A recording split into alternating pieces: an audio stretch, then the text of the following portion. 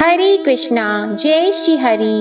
ओम नमः शिवाय। प्रिय भक्तजनों, आज गुरुवार के दिन आप बृहस्पति देव की बड़ी ही दुर्लभ कथा सुनेंगे। इस कथा को सुनने से भक्तों की सभी मनोकामनाएं भगवान बृहस्पति देव की कृपा से पूर्ण हो जाती हैं। तो आइए बड़ी ही श्रद्धा और प्रसन्न चित्त मन से इस कथा को सुनते हैं। भारतवर्ष में एक प्रतापी और दानी राजा राज्य करता था।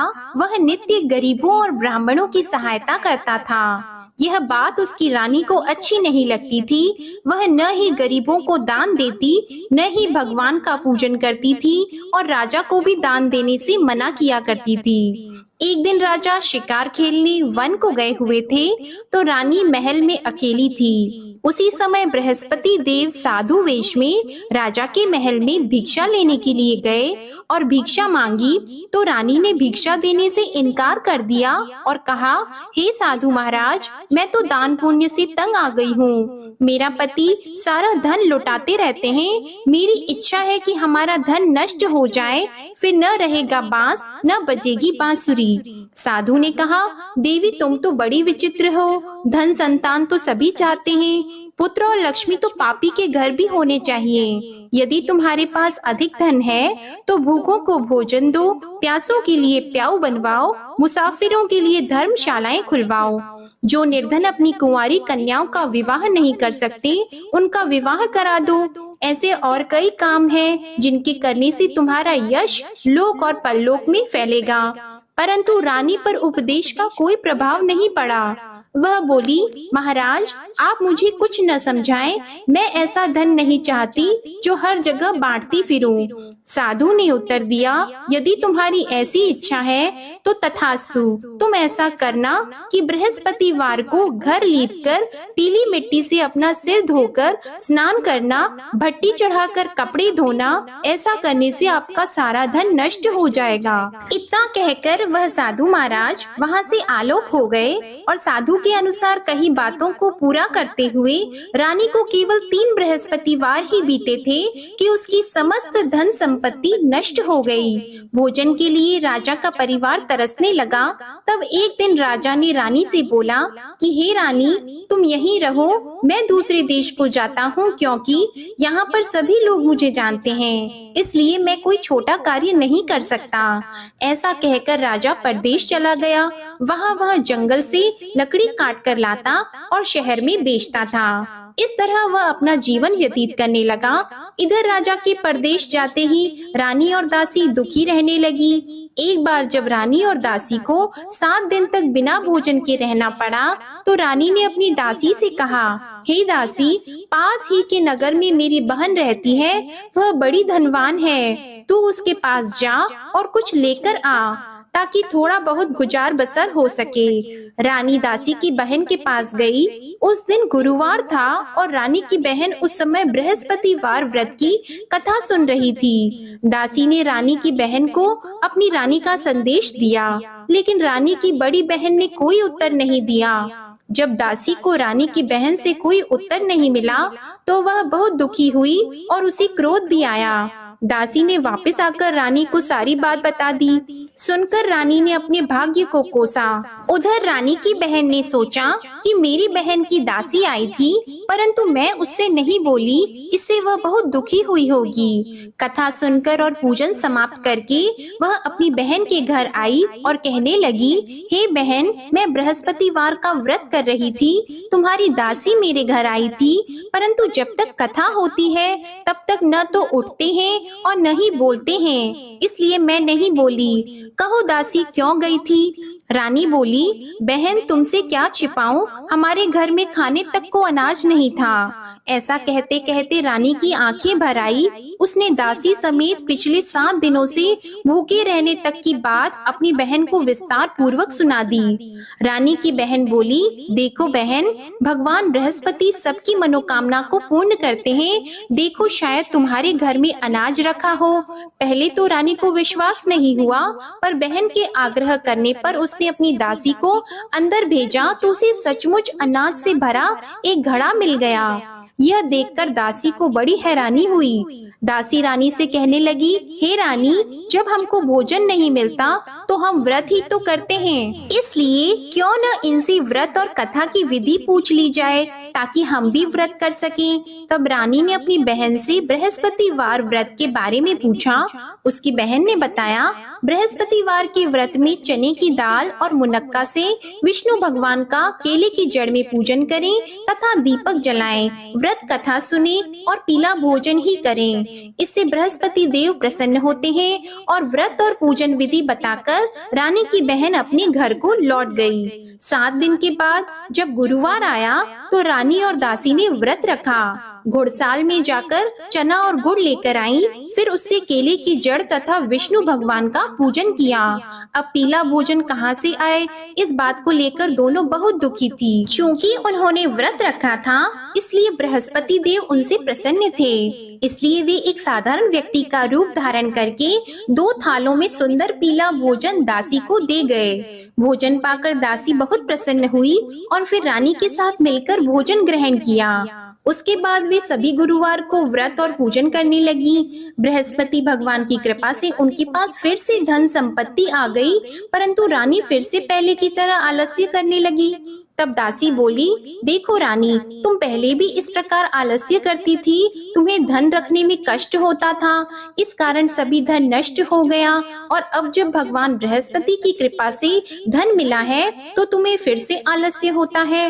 रानी को समझाते हुए दासी कहती हैं कि बड़ी मुसीबतों के बाद हमने यह धन पाया है, इसलिए हमें दान पुण्य करना चाहिए, भूखे मनुष्यों को भोजन कराना चाहिए और धन को शुभ कार्यों में खर्च करना चाहिए, जिससे तुम्हारे कुल का यश बढ़ेगा, स्वर्ग की प्राप्ति होगी और पितृ प्रसन्न होंगे। दासी की बात मानकर रानी अपना धन शुभ कार्यों में खर्च करने लगी, जिससे पूरे नगर में उसका यश फैलने लगा। उधर एक दिन राजा दुखी होकर जंगल में एक पेड़ के नीचे आसन जमाकर बैठ गया। वह अपनी दशा को याद करके व्याकुल होने लगा। बृहस्पतिवार का दिन था। एकाएक उसने देखा कि निर्जन वन में एक साधु प्रकट हुए। वह साधु वेश में स्वयं बृहस्पति देवता थे। लकड़हारे के सामने आकर बोले, हे लकड़हारे, इस सुनसान जंगल में तू इतना चिंता मग्न क्यों बैठा है? लकड़हारे ने दोनों हाथ जोड़कर प्रणाम किया और उत्तर दिया, महात्मा जी, आप सब कुछ जानते हैं, मैं क्या कहूँ। यह कहकर रोने लगा और साधु को अपनी आत्मकथा सुनाई। महात्मा जी ने कहा, तुम्हारी स्त्री ने बृहस्पतिवार के दिन बृहस्पति भगवान का निरादर किया है, जिसके कारण रुष्ट होकर उन्होंने तुम्हारी यह दशा कर दी। अब तुम चिंता को दूर करके मेरे कहने पर चलो तो तुम्हारे सब कष्ट दूर हो जाएंगे और भगवान पहले से भी अधिक संपत्ति देंगे। तुम बृहस्पति के दिन कथा किया करो, 2 पैसे के चने मुनक्का लाकर उसका प्रसाद बनाओ और शुद्ध जल से लोटे में शक्कर मिलाकर अमृत तैयार करो। कथा के पश्चात अपने सारे परिवार और सुनने वाले प्रेमियों में अमृत व प्रसाद को बांटकर खुद भी ग्रहण करो। ऐसा करने से भगवान तुम्हारी सब मनोकामनाएं पूरी करेंगे। साधु के ऐसे वचन सुनकर लकड़हारा बोला, हे प्रभु, मुझे लकड़ी बेचकर इतना पैसा नहीं मिलता जिससे भोजन के उपरांत कुछ बचा सकूं। मैंने रात्रि में अपनी स्त्री को व्याकुल देखा है, मेरे पास कुछ भी नहीं जिससे मैं उसकी खबर मंगा सकूं। साधु ने कहा, हे लकड़हारी, तुम किसी बात की चिंता मत करो। बृहस्पतिवार के दिन तुम रोजाना की तरह लकड़ियां लेकर शहर को जाओ। तुमको रोज से दुगुना धन प्राप्त होगा, जिससे तुम भली भांति भोजन कर लोगे और बृहस्पति देव की पूजा का सामान भी आ जाएगा। इतना कहकर साधु अंतर ध्यान हो गए। धीरे धीरे समय व्यतीत होने पर फिर वही बृहस्पतिवार का दिन आया। लकड़हारा जंगल से लकड़ी काटकर किसी शहर में बेचने गया। उसे उस दिन और दिन से अधिक पैसा मिला। राजा ने चना गुड़ आदि लाकर गुरुवार का व्रत किया। उस दिन से उसके सभी क्लेश दूर हो गए, परंतु जब दोबारा गुरुवार का दिन आया तो बृहस्पतिवार का व्रत करना भूल गया। इस कारण बृहस्पति भगवान नाराज हो गए।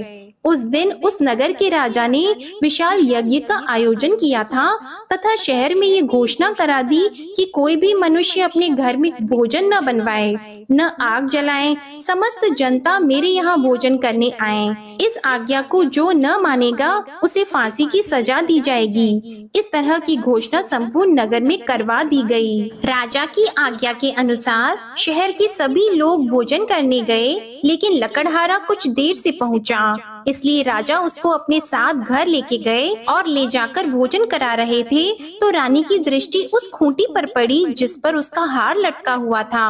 वह वहाँ पर दिखाई नहीं दिया। रानी ने निश्चय किया कि मेरा हार इस मनुष्य ने चुरा लिया है। उसी समय सिपाहियों को बुलाकर उसको कारागार में डलवा दिया। जब लकड़हारा कारागार में पड़ गया और बहुत दुखी होकर विचार करने लगा कि न जाने कौन से पूर्व जन्म के कर्म से मुझे यह दुख प्राप्त हुआ है, और उसी साधु को याद करने लगा जो कि जंगल में मिला था। उसी समय तत्काल बृहस्पति देव साधु के रूप में प्रकट हुए और उसकी दशा को देखकर कहने लगे, अरे मूर्ख, तूने बृहस्पति देव की कथा नहीं करी, इस कारण तुझे दुख प्राप्त हुआ है। अब चिंता मत कर, बृहस्पतिवार के दिन कारागार के दरवाजे पर 4 पैसे पड़े मिलेंगे, उनसे तू बृहस्पति देव की पूजा करना, तेरे सभी कष्ट दूर हो जाएंगे। बृहस्पतिवार के दिन उसे 4 पैसे मिले। लकड़हारे ने कथा कही। उसी रात्रि को बृहस्पति देव ने उस नगर के राजा को स्वप्न में कहा, हे राजा, तुमने जिस आदमी को कारागार में बंद कर दिया है वह निर्दोष है, वह राजा है, उसे छोड़ देना। रानी का हार उसी खूंटी पर लटका है, अगर तू ऐसा नहीं करेगा तो मैं तेरे राज्य को नष्ट कर दूंगा। इस तरह रात्रि के स्वप्न को देखकर राजा प्रातःकाल उठा और खूंटी पर हार देखकर लकड़हारे को बुलाकर क्षमा मांगी और लकड़हारे को योग्य सुंदर वस्त्र आभूषण देकर विदा कर दिया। बृहस्पति देव की आज्ञा के अनुसार लकड़हारा अपने नगर को चल दिया। राजा जब अपने नगर के निकट पहुंचा तो उसे बड़ा आश्चर्य हुआ। नगर में पहले से अधिक बाग, तालाब, कुएं तथा बहुत सी धर्मशाला, मंदिर आदि बन गई हैं। राजा ने पूछा, यह किसका बाग और धर्मशाला है? तब नगर के सब लोग कहने लगे, यह सब रानी और बंदी के हैं। तो राजा को आश्चर्य हुआ और गुस्सा भी आया। जब रानी ने यह खबर सुनी कि राजा आ रहे हैं तो उन्होंने दासी से कहा, हे दासी, देख राजा हमको कितनी बुरी हालत में छोड़ गए थे। हमारी ऐसी हालत देखकर वह लौट न जाएं, इसलिए तू दरवाजे पर खड़ी हो जा। आज्ञा के अनुसार दासी दरवाजे पर खड़ी हो गई। राजा आए तो उन्हें अपने साथ लेकर आई। तब राजा ने क्रोध करके अपनी रानी से पूछा कि यह धन तुम्हें कैसे प्राप्त हुआ है? तब उन्होंने कहा, हमें यह सब धन बृहस्पति देव के इस व्रत के प्रभाव से प्राप्त हुआ है। राजा ने निश्चय किया कि 7 रोज बाद तो सभी बृहस्पति देव का पूजन करते हैं, परंतु मैं प्रतिदिन दिन में 3 बार कहानी और रोज व्रत किया करूंगा। अब हर समय राजा के दुपट्टे में चने की दाल बंधी रहती और दिन में 3 बार कहानी कहते। एक रोज राजा ने विचार किया कि चलो अपनी बहन के यहाँ हो आवे। इस तरह निश्चय करके राजा घोड़े पर सवार होकर अपनी बहन के यहाँ को चलने लगा। मार्ग में उसने देखा कि कुछ आदमी एक मुर्दे को लिए जा रहे हैं। उन्हें रोककर राजा कहने लगा, अरे भाइयों, मेरी बृहस्पति देव की कथा सुन लो। वे बोले, लो हमारा तो आदमी मर गया है, इसको अपनी कथा की पड़ी है। परंतु कुछ आदमी बोले, अच्छा कहो, हम तुम्हारी कथा भी सुनेंगे। राजा ने दाल निकाली और जब कथा आधी हुई थी कि मुर्दा हिलने लग गया, और जब कथा समाप्त हो गई तो राम राम करके मनुष्य उठकर खड़ा हो गया। आगे मार्ग में उसे एक किसान खेत में हल चलाता मिला तो राजा ने उसे देखकर बोला, अरे भैया, तुम मेरी बृहस्पतिवार की कथा सुन लो। किसान बोला, जब तक मैं तेरी कथा सुनूंगा तब तक 4 हरैया जोत लूंगा। जा अपनी कथा किसी और को सुनाना। इस तरह राजा आगे चलने लगा। राजा के हटते ही बैल पछाड़ खाकर गिर गए और किसान के पेट में बड़ी जोर का दर्द होने लगा। उस समय उसकी माँ रोटी लेकर आई और उसने जब यह देखा तो अपने पुत्र से सब हाल पूछा और बेटे ने सभी हाल कह दिया। तो बुढ़िया दौड़ी दौड़ी उस घुड़सवार के पास गई और उससे बोली कि मैं तेरी कथा सुनूंगी, तू अपनी कथा मेरे खेत पर चलकर ही कहना। राजा ने बुढ़िया के खेत पर जाकर कथा कही, जिसके सुनते ही वह बैल उठकर खड़े हुए तथा किसान के पेट का दर्द भी बंद हो गया। राजा अपनी बहन के घर पहुंचा। बहन ने भाई की खूब मेहमानी की। दूसरे रोज प्रातः काल राजा जगा तो वह देखने लगा कि सब लोग भोजन कर रहे हैं। राजा ने अपनी बहन से कहा, ऐसा कोई मनुष्य है जिसने भोजन नहीं किया हो? मेरे बृहस्पतिवार की कथा सुन ले। बहन बोली, हे भैया, यह देश ऐसा है कि पहले यहाँ लोग भोजन करते हैं, बाद में अन्य काम करते हैं। अगर कोई पड़ोस में हो तो देख आऊं। वह ऐसा कहकर देखने चली गई, परंतु उसे कोई ऐसा व्यक्ति नहीं मिला जिसने भोजन न किया हो। अतः वह एक कुम्हार के घर गई, जिसका लड़का बीमार था। उसे मालूम हुआ कि उनके यहाँ 3 रोज से किसी ने भोजन नहीं किया है।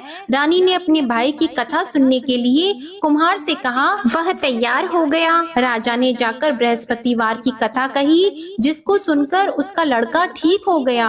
अब तो राजा की प्रशंसा होने लगी। एक रोज राजा ने अपनी बहन से कहा कि हे बहन, हम अपने घर को जाएंगे, तुम भी तैयार हो जाओ।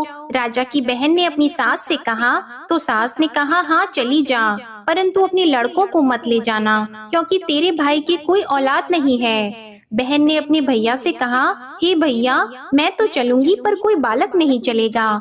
तो राजा बोला, जब कोई बालक नहीं चलेगा तब तुम ही क्या करोगी? बड़े दुखी मन से राजा अपने नगर को लौट आया। राजा ने अपनी रानी से कहा, हम निर्वंशी हैं, हमारा मुंह देखने का धर्म नहीं है और कुछ भोजन आदि नहीं किया है। रानी बोली, हे प्रभु, बृहस्पति देव ने हमें सब कुछ दिया है, वह हमें औलाद अवश्य देंगे। उसी रात को बृहस्पति देव ने राजा से स्वप्न में कहा, हे राजा उठो, सभी सोच त्याग दो, तेरी रानी गर्भ से है। राजा को यह बात सुनकर बड़ी खुशी हुई। 9वें महीने में उसके गर्भ से एक सुंदर पुत्र पैदा हुआ। तब राजा बोला, हे रानी, स्त्री बिना भोजन के रह सकती है, पर बिना कहे नहीं रह सकती। जब मेरी बहन आएगी तुम उससे कुछ मत कहना। रानी ने सुनकर हाँ कर दिया। जब राजा की बहन ने यह शुभ समाचार सुना तो वह बहुत खुश हुई और बधाई लेकर अपने भाई के यहाँ आई। तभी रानी ने कहा, घोड़ा चढ़कर तो नहीं आई है, गधा चढ़कर आई है। राजा की बहन बोली, भाभी, मैं इस प्रकार न कहती तो तुम्हें औलाद कैसे मिलती? बृहस्पति देव ऐसे ही हैं, जैसी जिसके मन में कामनाएं हैं सभी को पूर्ण करते हैं। जो सद्भावना पूर्वक बृहस्पतिवार का व्रत करता है एवं कथा पढ़ता है अथवा सुनता है, दूसरों को सुनाता है, बृहस्पति देव उनकी सभी मनोकामनाएं पूर्ण करते हैं। प्रेम से बोलिए बृहस्पति देव की जय। आइए अब हम आपको सुनाते हैं माता लक्ष्मी और उनकी बहन ज्येष्ठा की कथा।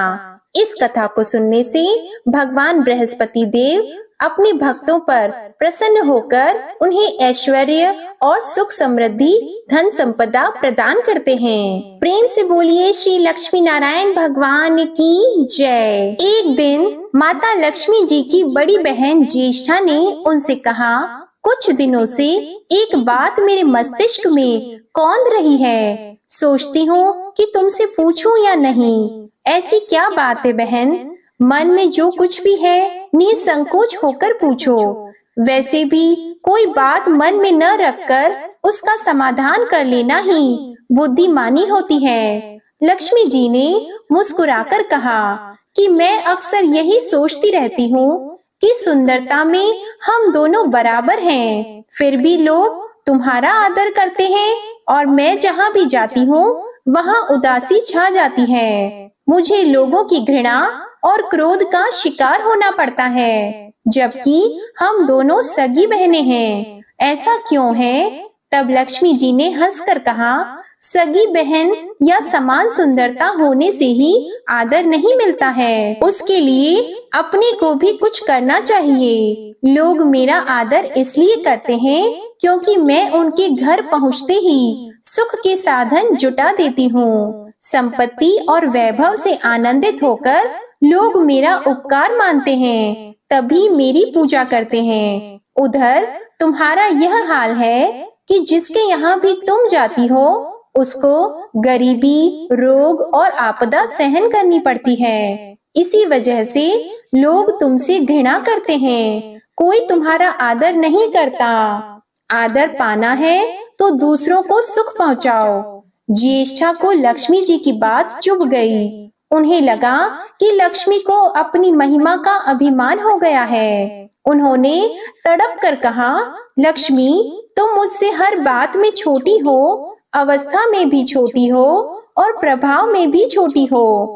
मुझे उपदेश देने का भी विचार न करो। अगर तुम्हें अपने वैभव का अहंकार है तो मेरे पास भी अपना एक प्रभाव है। मैं जब अपनी पर आ जाऊं तो तुम्हारे करोड़पति भक्त को भी पल भर में भिखारी बना दूं। लक्ष्मी जी को हंसी आ गई और वे कहने लगी, बहन, तुम बड़ी हो इसलिए कुछ भी कह लो, लेकिन जहाँ तक प्रभाव की बात है, मैं तुमसे कम नहीं हूँ। जिसको तुम भिखारी बनाओगी उसे मैं दूसरे दिन ही रंक से फिर राजा बना दूंगी। मेरी महिमा का अभी तुम्हें पता ही कहाँ है, और तुम्हें भी मेरी महिमा का पता ही नहीं है। जिसकी तुम सहायता करोगी उसे मैं दाने दाने के लिए भी मोहताज कर दूंगी। देखो बहन, दाने दाने के लिए तो तुम उसे मोहताज कर सकती हो जिससे मैं रूठ जाऊं। जिसके सिर पर मेरा वरद हस्त न हो उसका तुम कुछ भी बिगाड़ सकती हो, परंतु जिस पर मेरी कृपा दृष्टि है उसका कोई भी बाल तक बांका नहीं कर सकता। अगर तुम अपना प्रभाव दिखाने को इतनी ही उतावली हो रही हो तो कल अपना प्रभाव दिखाकर देख लेना। ठीक है, बोलो कहाँ चलें? दूर क्यों जाएं? पास ही अनुराधापुर है, उसमें एक ब्राह्मण रहता है, दीनानाथ। वह रोज मंदिर में पूजा करने जाता है और मेरा पक्का भक्त है। उसी पर हमें अपनी अपनी महिमा दिखानी है। ज्येष्ठा को बहुत ही ताव आ गया। उन्होंने हाथ झटक कर कहा, ठीक है, और चली गई। लक्ष्मी जी वहीं खड़ी खड़ी बहन के क्रोध और अहंकार पर मुस्कुराती रहीं। दूसरे दिन दोनों बहनें अनुराधापुर के विष्णु मंदिर में पहुंची। उन्होंने अपना वेश बदल रखा था। साधारण स्त्रियों की तरह वे दोनों मंदिर के द्वार पर बैठ गईं। लोगों ने देखा अवश्य, किंतु किसी ने उनकी ओर खास ध्यान नहीं दिया। ध्यान देने वाली कोई खास बात थी भी नहीं। वह मंदिर था और वहाँ हर रोज दीन दुखी आते जाते रहते थे। वहाँ आने वाले सभी किसी न किसी परेशानी में घिरे रहते थे। फिर भला उन्हें किसी दूसरे की परेशानी से सरोकार हो सकता था? थोड़ी देर बाद वहाँ दीनू पंडित आया। दोनों बहनों की नजरें उस पर जम गईं। पूजा करके जब वह लौटने लगा तो ज्येष्ठा ने कहा, लक्ष्मी, वह तुम्हारा भक्त आ रहा है, बन पड़े तो कोई सहायता करो। हाँ करती हूँ, कहकर लक्ष्मी जी ने एक पोला बांस दीनू के रास्ते में रख दिया जिसमें मोहरें भरी हुई थी। ज्येष्ठा ने बांस को छूकर कहा, अब तुम मेरा प्रभाव भी देख लेना। पूजा करके लौट रहे दीनू ने रास्ते में पड़ा हुआ वह बांस का टुकड़ा उठा लिया। उसका विचार था कि वह किसी काम आ जाएगा। घर में 100 जरूरतें होती हैं। अभी वह पंडित कुछ आगे ही बढ़ा था कि उसे एक लड़का मिला। लड़के ने पहले पंडित जी से राम राम की, फिर बड़ी ही नम्रता से बोला, पंडित जी, मुझे अपनी चारपाई के लिए बिल्कुल ऐसा ही बांस चाहिए। दादाजी ने यह कहकर भेजा है कि जाओ बाजार से ले आओ। ऐसा बांस पंडित जी कहाँ मिलेगा? दीनू ने कहा, मैंने मोल नहीं लिया, रास्ते में पड़ा था सो उठा लाया। लो, तुम्हें जरूरत है तो तुम ही रख लो, वैसे बाजार में 1 रुपए से कम का नहीं है। तब लड़के ने चवन्नी देते हुए कहा, मगर मेरे पास तो यह चवन्नी ही है पंडित जी, अभी तो आप इसे ही रखिए, बाकी 12 आने शाम को दे जाऊंगा। पंडित जी खुश थे कि बिना किसी हील हुज्जत के रुपया कमा लिया। दीनू पंडित ने चवन्नी लेकर बांस लड़के को दे दिया और वह चवन्नी अपनी डोलची में रख दी। मंदिर के पास खड़ी दोनों देवियां यह सारी लीला देख रही थी। तो ज्येष्ठा ने कहा, लक्ष्मी, देखा तुमने, तुम्हारी इतनी सारी मोहरें मात्र एक चवन्नी में बिक गईं। और अभी क्या, यह चवन्नी भी तुम्हारे भक्त के पास नहीं रुकेगी। चलो उसके पीछे चलते हैं और देखते हैं क्या होता है। दोनों बहनें दीनू के पीछे पीछे चलने लगी। एक तालाब के पास दीनू ने डोलची रख दी और कमल के फूल तोड़ने लगा। उसी बीच एक चरवाहे का लड़का आया और डोलची में रखी हुई चवन्नी लेकर भाग गया। दीनू को पता ही नहीं चला। फूल तोड़कर वह अपने घर चलने लगा। इतने में वही लड़का आता हुआ दिखाई दिया जिसने चवन्नी देकर उससे बांस ले लिया था। करीब आकर वह बोला, पंडित जी, यह बांस तो बहुत वजनी है। दादाजी ने कहा है कि कोई हल्का बांस चाहिए, इसकी चारपाई ठीक न होगी। यह लीजिए, आप अपना बांस वापस ले लीजिए। कहकर उसने बांस पंडित जी के हवाले कर दिया। दीनू ने बांस ले लिया, लेकिन चवन्नी तो डोलची में थी ही नहीं। तब उसने कहा, बेटा, चवन्नी तो कहीं गिर गई, तुम मेरे साथ घर चलो, वहाँ दूसरी दे दूंगा। इस समय मेरे पास एक भी पैसा नहीं है, तब आप जाइए, मैं शाम को आकर घर से ले लूंगा। यह कहकर लड़का अपनी राह लौट गया। बांस फिर से पंडित जी के ही पास आ गया और लक्ष्मी जी हौले से मुस्कुराईं। उनको इस प्रकार मुस्कुराते देखकर ज्येष्ठा मन ही मन जल उठी। वह बोली, अभी तो खेल शुरू ही हुआ है, देखती चलो मैं इसे कैसे तिगनी का नाच नचाती हूँ। दीनू बेचारा इन सब बातों से बेखबर अपनी ही धुन में आगे बढ़ा चला जा रहा था। उसे क्या पता था कि वह शतरंज का मोहरा बना हुआ है। वह तो धूप छांव की भांति दोनों बहनों का प्रभाव सहता चुपचाप चला जा रहा था। आगे चलकर गांव का एक अहीर मिला। उसने दीनू को चवन्नी वापस करते हुए बताया, पंडित जी, मेरा लड़का आपकी डोलची से यह चवन्नी उठा लाया था। यह बड़ा ही शैतान है। मैं आपकी वही चवन्नी लौटाने आया हूँ। हो सके तो उस शैतान को माफ कर दीजिएगा। दीनू ने आशीर्वाद देकर चवन्नी ले ली और प्रसन्न मन से उस लड़के को पुकारने लगा, जो शाम को घर आकर चवन्नी लेने की बात कहकर लौटा जा रहा था। आवाज सुनकर लड़का लौट आया।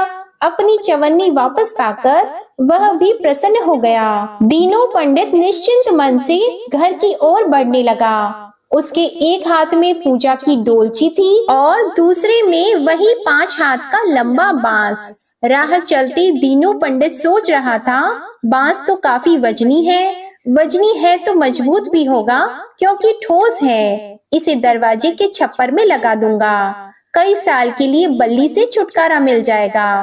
तब ज्येष्ठा को उसके विचार पर क्रोध आ गया। लक्ष्मी जी के प्रभाव से दीनू को लाभ होता देखकर वह मन ही मन बुरी तरह जली जा रही थी। जब उन्होंने देखा कि पंडित का घर करीब आ गया है, तो कोई उपाय न पाकर उन्होंने दीनू को मारने डालने का विचार किया। उन्होंने कहा, लक्ष्मी, धन संपत्ति तो मैं छीन ही लेती हूँ, अब तुम्हारे भक्त के प्राण भी ले लूंगी। देखो वह किस तरह तड़प तड़प कर मरता है। और वह तुरंत सांप बनकर दीनू की ओर दौड़ पड़ी। लक्ष्मी जी को तनिक भी घबराहट नहीं हुई। वह उसी तरह खड़ी खड़ी मुस्कुराती रही। सहसा दीनू चौंक पड़ा। एक भयानक सांप फन उठाए उसकी ओर झपट रहा था। प्राण तो सभी को प्रिय होते हैं, उपाय रहते कोई अपने को संकट में नहीं पड़ने देता। दीनू ने पगडंडी वाला रास्ता छोड़ दिया और एक ओर को भागने लगा, लेकिन सांप बनी ज्येष्ठा उसे भला कहाँ छोड़ने वाली थी। वह तो उस गरीब के प्राणों की प्यासी हो चुकी थी। वह भी दीनू के आगे पीछे दाएं बाएं बराबर दौड़ती ही रही। दीनू घबरा गया। उसने हाथ जोड़कर कहा, नाग देवता, मैंने तुम्हारा कुछ नहीं बिगाड़ा, शांति से अपनी राह लौट जाओ। आखिर क्यों मुझ गरीब के पीछे पड़े हो? व्यर्थ में किसी ब्राह्मण को सताना अच्छी बात नहीं है। लेकिन वह नाग तो ज्येष्ठा का रूप था, जो दीनू को किसी भी तरह डसना चाहता था। प्रार्थना पर कुछ भी ध्यान न देकर वह सांप एक बारगी फुफकारता हुआ झपट पड़ा। जब दीनू ने देख लिया कि बिना संघर्ष किए अब जान नहीं बचेगी, तो उसने प्राण रक्षा के लिए भरपूर जोर लगाकर वही बांस सांप के ऊपर दे मारा। धरती से टकराते ही बांस के 2 टुकड़े हो गए और उसके भीतर भरी हुई मोहरें खन खनाकर बिखर गईं, जैसे लक्ष्मी जी हंस रही हों। दीनू के मुंह से हैरतपूर्ण चीख सी निकली। अरे! थोड़ी देर के लिए वह ठगा सा खड़ा आंखें फाड़े उन मोहरों की ओर देखता रहा। एक पल के लिए तो वह सांप को ही भूल गया, परंतु फिर जैसे उसे झटका सा लगा, सांप का ध्यान आते ही उसने उसकी ओर गर्दन घुमाई तो देखा कि बांस की चोट से सांप की कमर टूट गई है और वह लहूलुहान अवस्था में झाड़ी की ओर भागा जा रहा है। दूसरे क्षण वह मोहरों पर लौट गया और कहने लगा, तेरी जय हो लक्ष्मी माता, जीवन भर का दारिद्र्य आज दूर हो गया। तेरी महिमा कौन जान सकता है। चलो अब घर में बैठकर तुम्हारी पूजा आरती करूंगा। और फिर जल्दी जल्दी उसने सारी मोहरें अंगोछे में बांध दी और लंबे लंबे कदमों से घर की ओर चल दिया।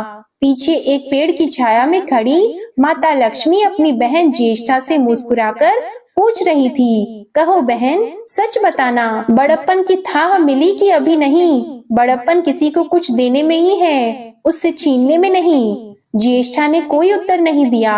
वह चुपचाप उदास खड़ी रही और लक्ष्मी जी ने उनका हाथ पकड़कर कहा, फिर भी हम दोनों बहनें हैं, जहाँ रहेंगी साथ ही रहेंगी। प्रेम से बोलिए माता लक्ष्मी और भगवान विष्णु जी की जय। अब आप भगवान बृहस्पति देव की आरती श्रवण कीजिए। ओम जय बृहस्पति देवा, ओम जय बृहस्पति देवा, छिन्न छिन्न भोग लगाओ कदली फल मेवा।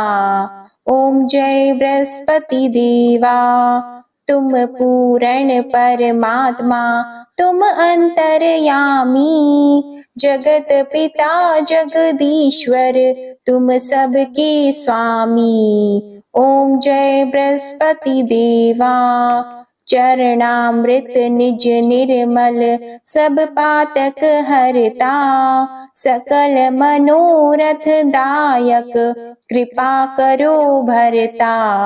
ओम जय बृहस्पति देवा, तन मन धन अर्पण कर, जो जन शरण पड़े, प्रभु प्रकट तब होकर, आकर द्वार खड़े। ओम जय बृहस्पति देवा, दीन दयाल दयानिधि, भक्तन हितकारी, पाप दोष सब हरता, भव बंधन हारी। ओम जय बृहस्पति देवा, सकल मनोरथ दायक, सब संशय तारो, विषय विकार मिटाओ, संतन सुखकारी। ओम जय बृहस्पति देवा, जो कोई आरती तेरी प्रेम सहित गावे, ज्येष्ठानंद बंद सो सो निश्चय ही पावे। ओम जय बृहस्पति देवा, ओम जय बृहस्पति देवा। प्रेम से बोलिए भगवान बृहस्पति देव की जय। आप सभी को आज की कथा पसंद आए, आरती पसंद आए तो वीडियो को लाइक करके चैनल को जरूर सब्सक्राइब करिएगा और बेल आइकन भी प्रेस करिएगा और कमेंट में बृहस्पति देव की जय लिखना मत भूलिएगा। जय श्री कृष्णा।